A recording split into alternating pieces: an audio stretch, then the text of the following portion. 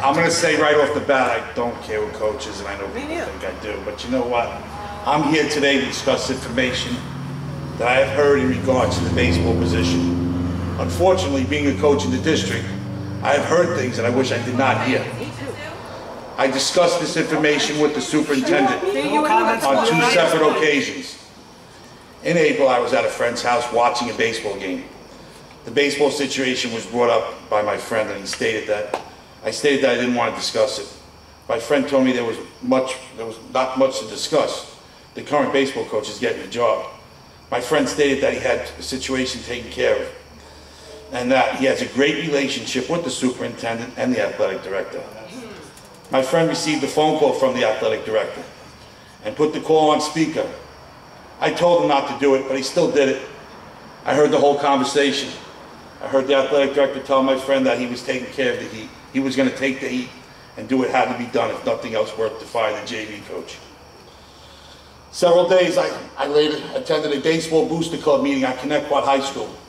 My friend spent 15 minutes attacking the JV baseball coach. He stated that the JV baseball coach would never coach again. He brought up allegations that involved gambling and many other attacks against him. As the rest of the people in the room jumped on the bandwagon with him, I looked at this and I said, this is disgraceful how somebody can pick on somebody and nobody stands up. You throw rocks at people when they're sitting down instead of saying, hey, enough.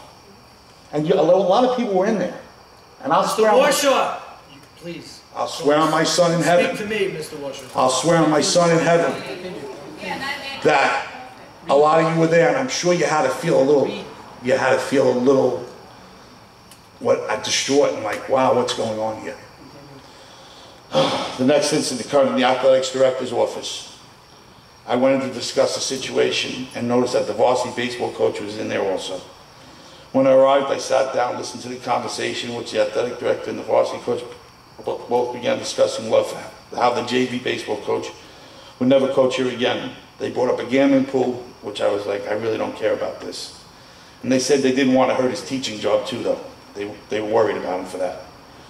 I attended a varsity baseball game, and I was approached by the varsity baseball coach, who asked me to speak to me after the game. Our conversation lasted about an hour.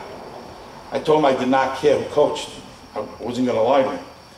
And I was talking directly to him. And I asked him, couldn't you and the JV coach work this out?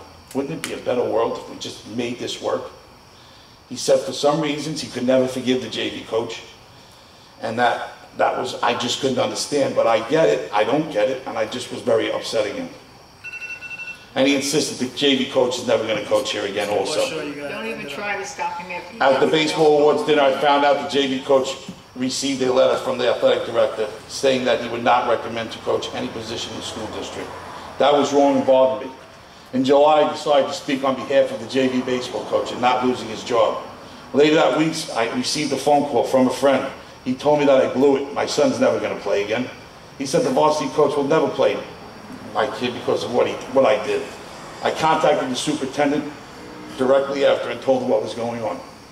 A short while later, my son was playing summer ball for the varsity coach, and before the game, he called the players in for a meeting and stated that if anybody had something to say about what was going on, they should say it to him and not be cowards and say things behind his back. I forgave the baseball coach. I don't really care. It's okay. It's in a tough situation, and I feel for him.